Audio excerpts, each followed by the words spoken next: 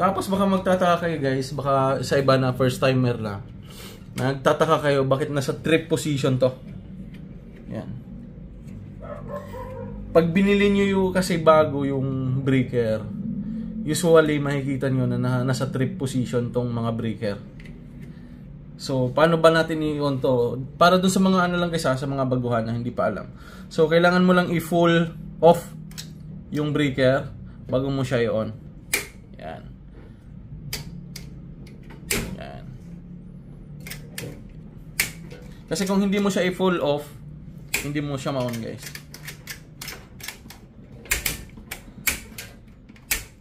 Yan.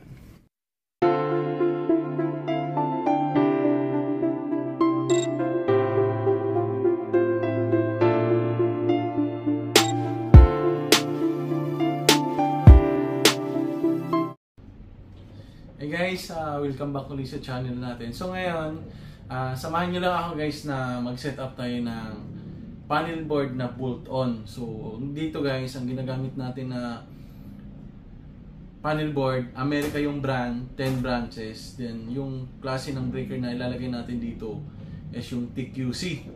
Ito yung sinasabi natin guys na TQC, yung ganitong klaseng breaker. So ang breaker din natin dito, America din yung brand.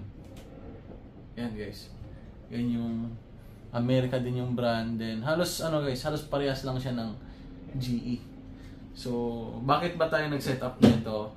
May order kasi sa atin na panel board sa store natin sa Lazada. So naisipan ko na i-share na rin sa inyo since na isi-set up ko naman siya para pag binalot ko, isang ano na siya, isang panel board na hindi na nakasiparate yung mga breaker. At saka least hassle na rin dun sa customer natin na at least pagkadating sa kanya, hihigpitan niya na lang, then i-install niya na lang. So yun guys, samahan niyo ako.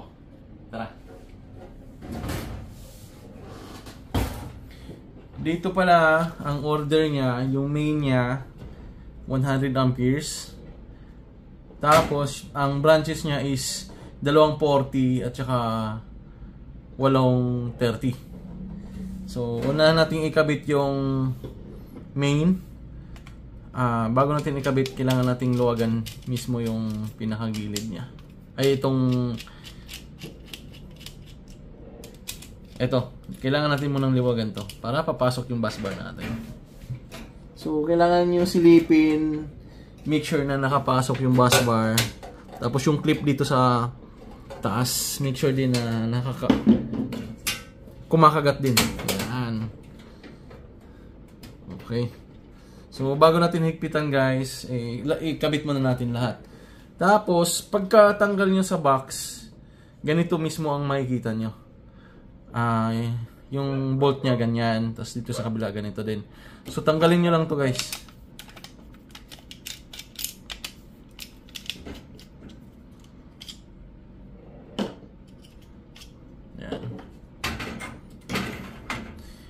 Tapos, pag nag-set up kayo guys ng ganito, kung ano yung pinakamalaking amps ng branches niya dito sa pinakataas. Gaya nito, dalawa yung 40, so magkabilaan yung 40 natin.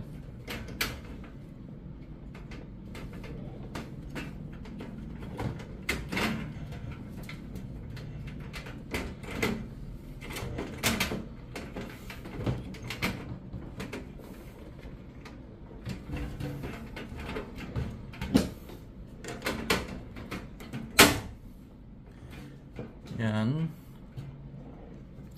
Saka na lang natin higpitan guys, sabay-sabay na.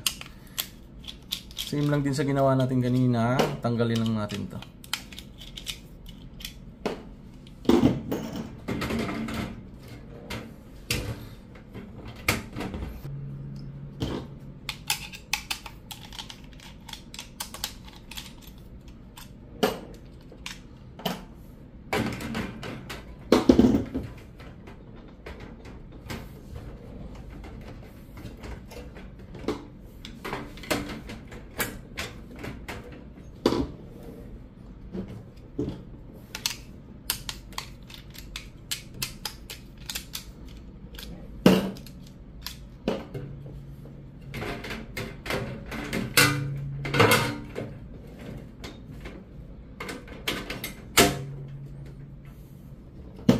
Sa mga gustong magpa-coat nito guys, libre lang pa-coat.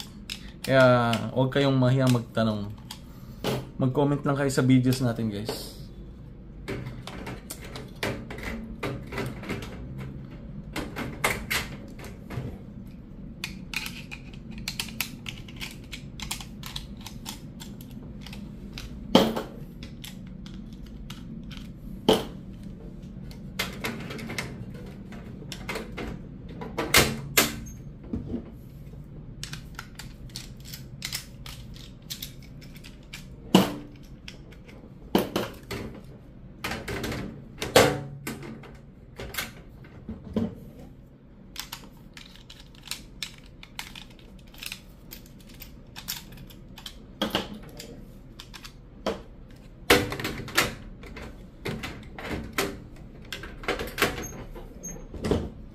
Dalawa na lang.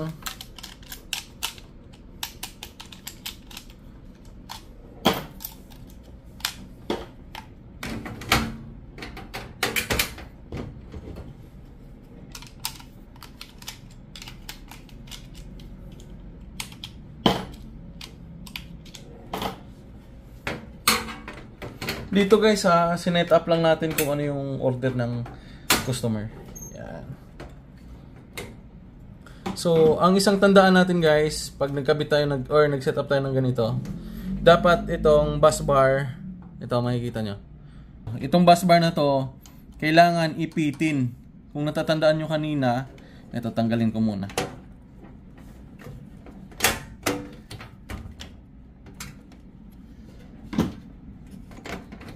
Yan.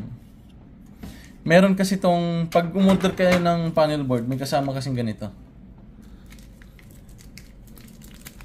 Yan.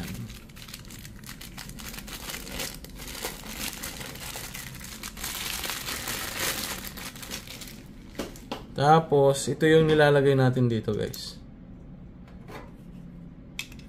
Lagay ko muna para ipakita ko sa inyo. Yan. Dapat guys, itong copper na to, itong bus bar na to, iipitin dito. Ito. Dapat nandito siya. Naiipit siya nitong dalawa. So, kabit natin para makita nyo in actual.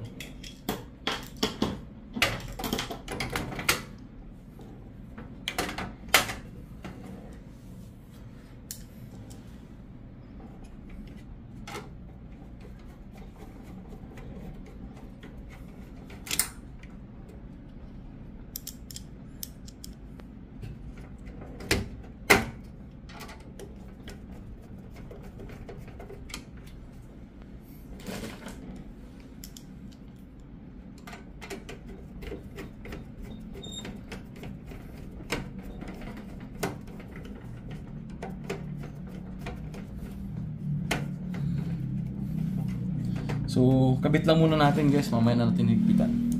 Sabay-sabay na.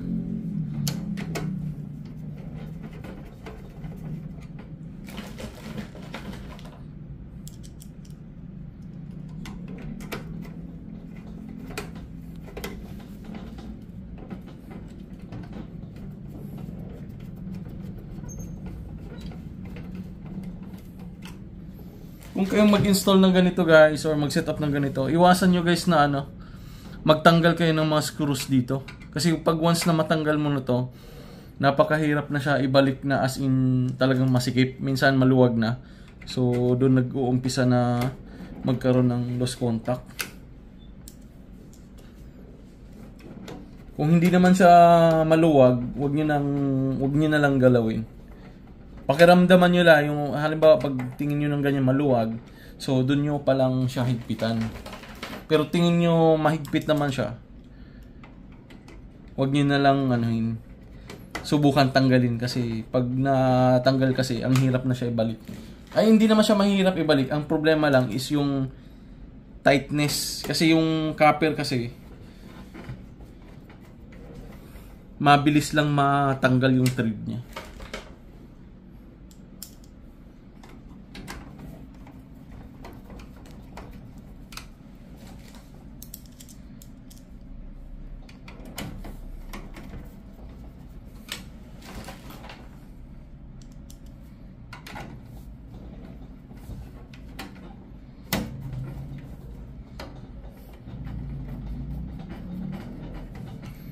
Pag minsan guys, pag pinasok nyo, pag masikip masyado yung screw, huwag yung pilitin para hindi ma-lost thread yung pinaka ano niya, kapitan niya.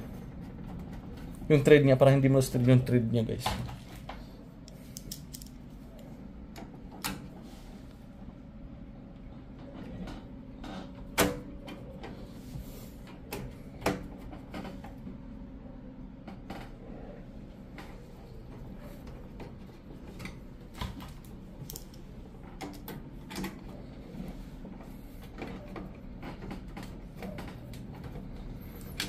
Yun lang naman yung mga dapat tandaan pag nag-set up tayo ng ganito. Iwasan nyo lang talaga na magkaroon ng loose thread. Kasi pag loose thread na wala na, mahirap na siyang higpitan. Hindi mo na siya mahigpitan ng basta-basta. Pwede kang gagamit ng ano, mas malaking tornilyo pero hindi na rin kasi. Medyo mahirap talaga. Kaya kung maiwasan, iwasan na lang natin guys.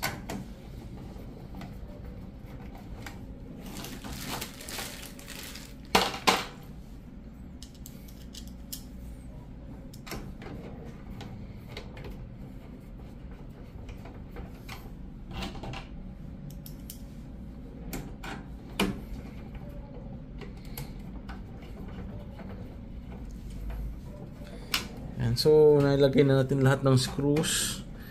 Higpitan na natin pa unti-unti. Yan yung hand tight lang, yung sakto lang guys. Si ano na bahala. Si electrician na ang magkakabit, bahalang siya nang bahalang mag ano, higpit na ito once na install na. Tapos pag once na na-install nyo na to guys, or na finalize nyo na bago nyo i-energize, lagyan nyo ng ano dito guys, tanda na kung nag-ano ba siya, nag-loss ba siya. Lagyan nyo lang siya ng tanda. Pintil-pin lang gamitin nyo guys. Guguhitan nyo yung ano, yung screw. Tapos yung bati-ba sa bar. Para lang may tanda kayo na if ever pag nag-check kayo ng panel board, uy, makikita nyo na agad, ay lumuwag to. Kasi hindi na naka-align yung tanda na sinulat mo.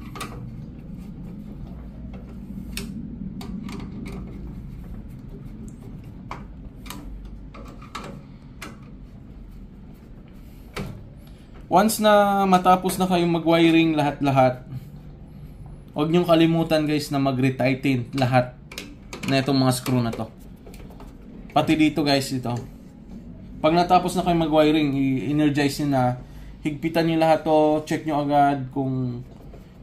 Check nyo lahat pala, sorry. Check nyo lahat kung mahigpit na ba. Maliban dito guys kasi ito, mahigpit na talaga ito nandito eh. Tapos ito, check nyo din to guys.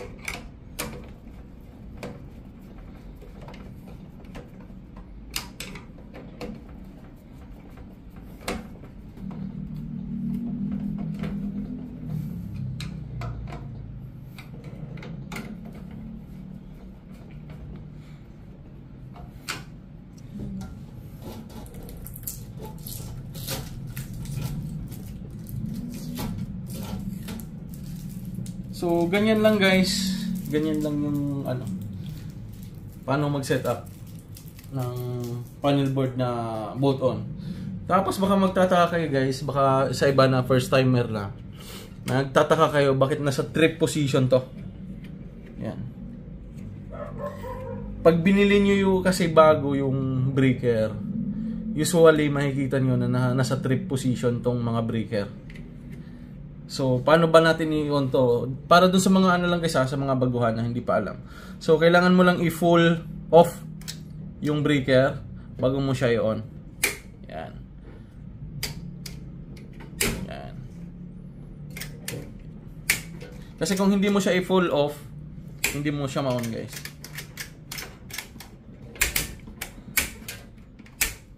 Yan. So, itong main na lang guys, kailangan natin higpitan. Hindi pa natin nahigpitan to. Yan. Tapos isang tip pa guys, para iwas lost thread tayo. Pag naghigpit kayo ng tornilyo guys, dito, dapat yung puwersa ng kamay nyo yung dito, buong puwersa ng kamay nyo, itong, halimbawa, ito gamit nyo. Kung kanan kayo, ang puwersa nyo, buong puwersa nyo ididiin to.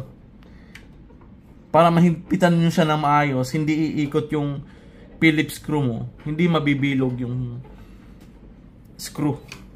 So, isa yun guys na dahilan din na nabibilog tong screw natin. Pag hindi, kung light lang yung pagka-puwersa mo, hindi siya, ayun yung tendency na nabibilog guys. Pag, dapat, kailangan talagang idiin mo siya para mahigpitan mo siya na maayos. So, try natin ilagay yung cover niya. Buksan natin.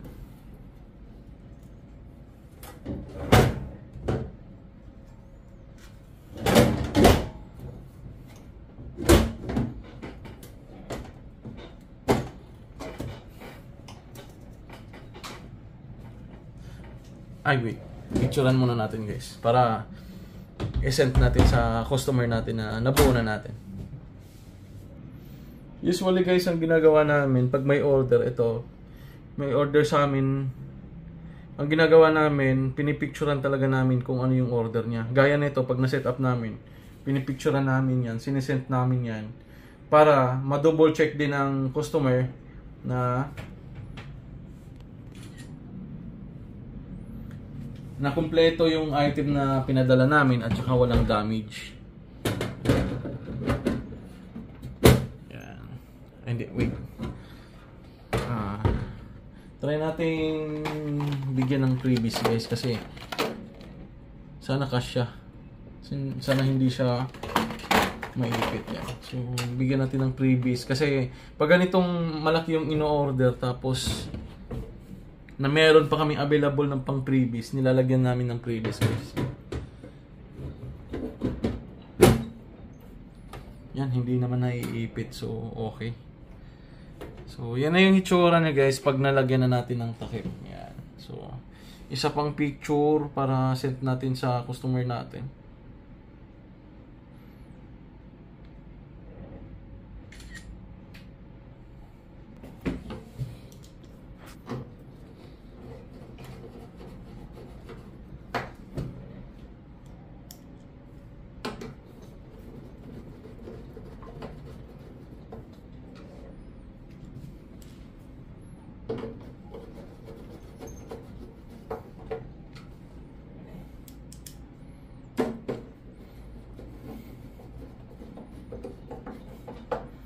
So, yan na yung tsura guys ng 10 branches na panel board, bolt-on. America ang brand ng panel board at saka yung breaker. Yan. 10 branches, TQC. TQC kasi guys ang tawag ng ganitong klaseng breaker. Yan. Tapos dito, bahala na si electrician ditong maglagay kung ano yung branch 1 niya, kung saan to designated. Kung halimbawa ito yung range hood or aircon, sila nang bahala dyan guys. Yan. So guys, ang umorder pa lang sa atin, ito yung waybill niya. Ito yung waybill na ididikit natin once na tapos na natin balutin. So shout out kay Sir Ralph J from Coron, Palawan. So, maraming salamat sir. Kung napanood mo man to sir, pa-comment na lang sa comment section para at least alam din namin na napapanood mo yung video natin at saka yung order mo. Yun. So, sir, maraming salamat. So, yun lang guys. Maraming salamat para dun sa mga baguhan. Sana may natutunan kayo. So, yun lang guys. Maraming salamat and see you in our next video.